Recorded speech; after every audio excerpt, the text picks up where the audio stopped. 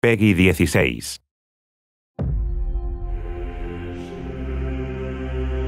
This really is the beginning of a new era, and I think beginning is an important part of that sentence.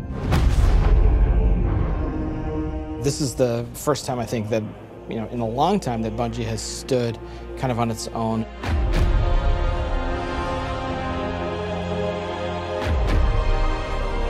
When we're self-publishing, it's a really big deal. There's a huge opportunity here for us to really make our own decisions. It's a turning point for us.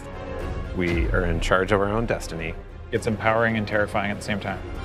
There are only two groups who are going to decide what happens to Destiny next: Bungie and the players who play Destiny.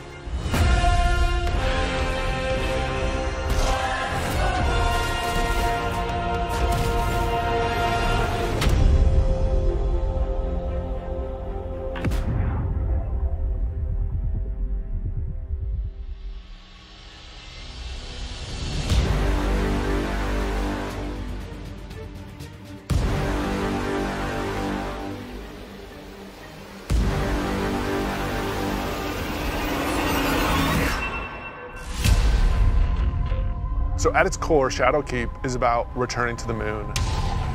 We haven't been to the moon in a while, since Destiny 1, and a lot's changed.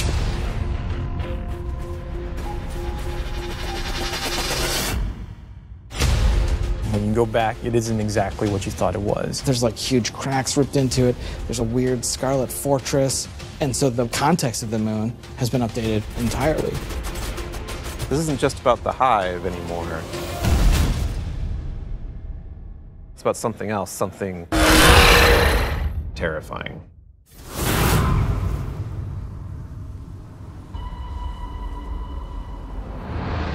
The moon this time around is something really scary that is playing on your fear in a way that hasn't happened before. Before it was, oh, it's a big giant thing and it's scary, but now there's actual some psychological elements to that.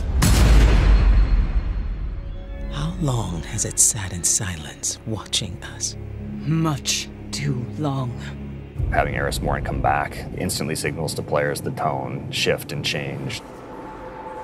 There's an undertone of threatening and psychological horror. You're all insufferable! We want to tap into what makes Guardians afraid. What are their worst fears? Shadowkeep refers to the things that Eris unleashed on the solar system. Nightmares are manifestations of a Guardian's past. What if the villains that you thought were well into the ground actually weren't, and they were being resurrected by the darkness? Eris is trying to figure out how she unleashed this kind of madness, and so she needs your help.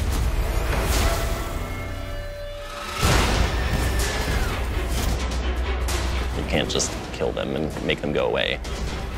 What if you can't do all of the things that you've grown accustomed to doing? Being unable to achieve what you're trying to achieve, no matter how hard you try. Players, they think we can deal with this. We killed Crota, we killed Oryx. Like, no big deal, right? Well, you're going to get there and you discover it's a bigger deal than you even thought it could be. The darkness is actually a lot closer than you realized. Now you know my suffering.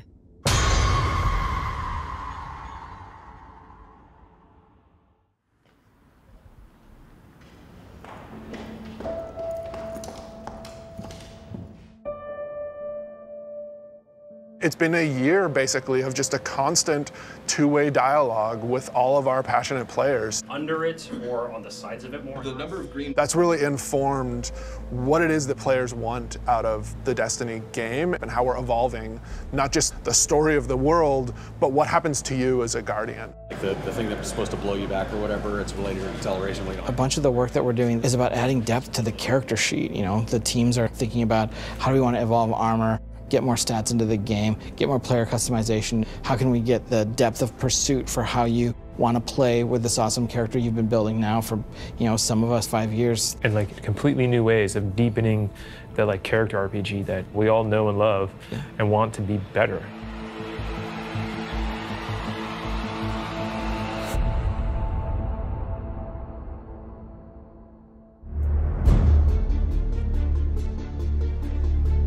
In Shadowkeep, we are fundamentally evolving the systems and moving the world forward. You want to bring some of that sci-fi element back to it, where it's like some like panels or something. We've been dancing this line between like, are we RPG enough? Are we not RPG enough? And now we're like, you know what? Screw it. Let's just go all in and just say like, hey, let's give players what they want. Allow them to kind of like customize the players and their habits and their game modes and all that stuff as much as they want to. So in Shadowkeep, what we're doing is changing the way that armor, perks, and mods work pretty significantly. Right now in the game, if you have an armor set that you like the look of, but you have another armor set that you like the way it plays, you're probably going to pick the one that you like the way it plays. Armor 2.0 is focused on allowing you to take the mods that you've unlocked and apply them to any given piece of armor. When I move my cursor over one of these mod sockets, it immediately shows me all of the mods that are available to me. Personally, I'm excited about the artifact. Players just get to kind of like fidget with these knobs and switches and do all the things that they want to do. When you get to this last tier, each of these perks gets relatively close to what an exotic might feel like. That's going to be a lot of fun. It's going to be a lot of fun.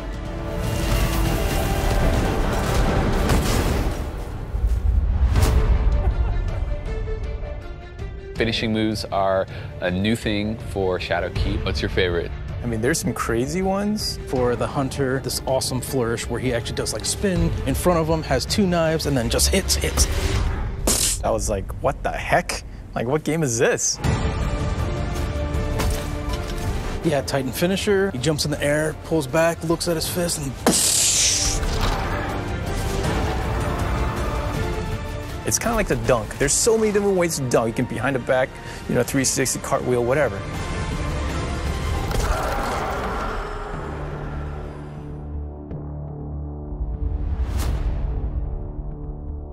We're in the playtest lab every day, trying to figure out what's good for the game, what do people want, what have they been asking for, trying new ideas. So I want to try, I added radar hiding. Let me know how it feels to get shot by the heavy bow. I am working on an exotic heavy bow, and I'm just working on figuring out some knockback, trying to see how big this, okay, that's probably too much, but you get the idea. This is an exotic trace rifle. Fire it on an enemy and it creates a big old crit spot. Here's a hand cannon that Victor's working on. It fires special ammo, and it's a little bit like a one-handed sniper. Like, it's actually our only hand cannon with a scope on it. Right now, it kind of lights you on fire if you keep firing it too much. We'll see. Some people like it, some people are kind of but we'll hammer it all out. All right, it's time. It's about to get loud in here. 1v1. 1v1 on the board. Oh! One of the things we really want to focus on, especially with Season 8 and the start of Shadowkeep, is a renewed focus on PvP. You're all on the other team.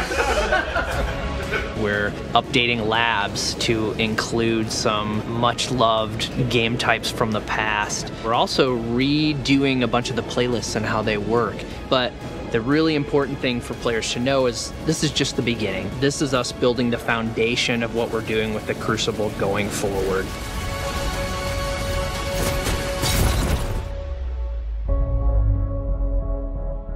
Previously, you would have a 20, 40, 60-hour climb before you could do what's considered in-game content. And now you can pretty much do that immediately. We want you to feel like you are in the end game from the moment you step on the planet. Leveling up your Guardian and becoming more powerful, overcoming dungeons, overcoming raids. For the raid, we had multiple destinations that we were considering, and Black Garden was like immediately top of the list. And everyone was like, yes, and I was like, yes, that's the one I wanted.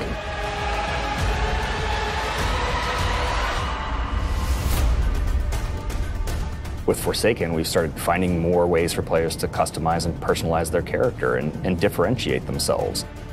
Shadowkeep's going to push even further in that direction. The word, which is really guiding us in a bunch of ways, is depth. It's about experiential depth. When we look at how we're thinking about the next 3-5 years, it's really important to us.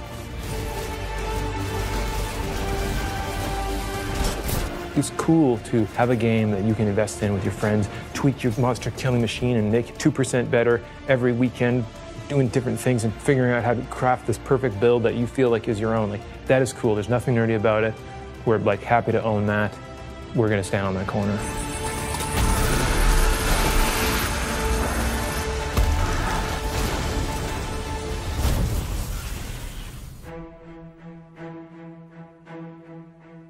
As things change, if the game doesn't feel like it's changing to meet the new landscape, it just all fall down.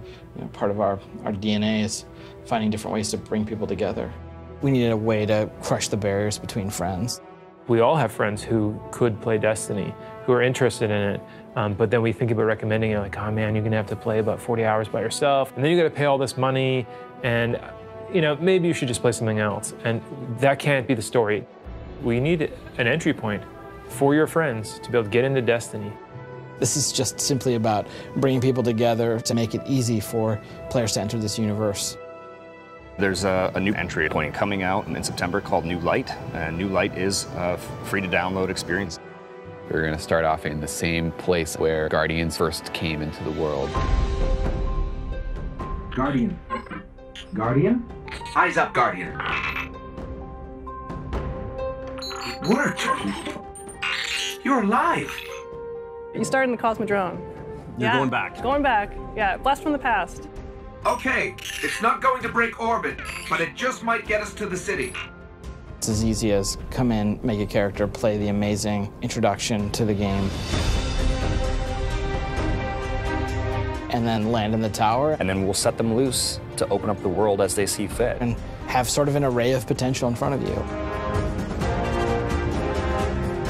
You can just start playing the game and get into some of the same activities that your friends might be playing. The campaigns from D to Year 1, the Red War, Curse of Osiris, and Warmind. Every world we have will be available for them to explore and to free roam and to do bounties on. Every cooperative strike, whether they're playing with friends or matchmaking, every competitive multiplayer map. The D2 Year 1 raids like Leviathan. Full access to Gambit, the hybrid mode that we have. All these things are available to them for nothing.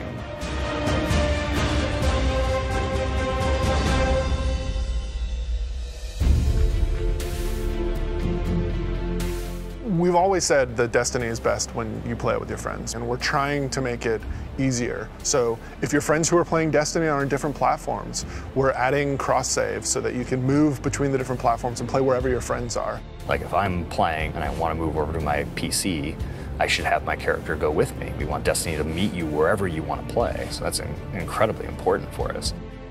We wanted cross-save before we shipped Destiny 2, right? Like a bunch of it was built. We just couldn't get there for capital R reasons.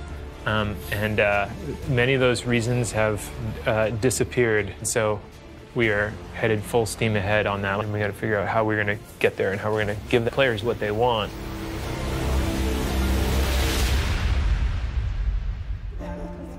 As culture as we can get. Thanks, buddy. Our original vision for Destiny was a world that would evolve and change. We're leaning really hard into that because we believe that's where the future of Destiny is. The long horizon for Destiny is to become an evolving world. You know, you're going to tune in to see what's going to happen next. We can completely build Destiny in the vision that we want it to be in. A vision that isn't dictated by a commercial model or a business plan, but our creative vision and what we want to do for our players and what they want us to do with Destiny. We feel like our work isn't done.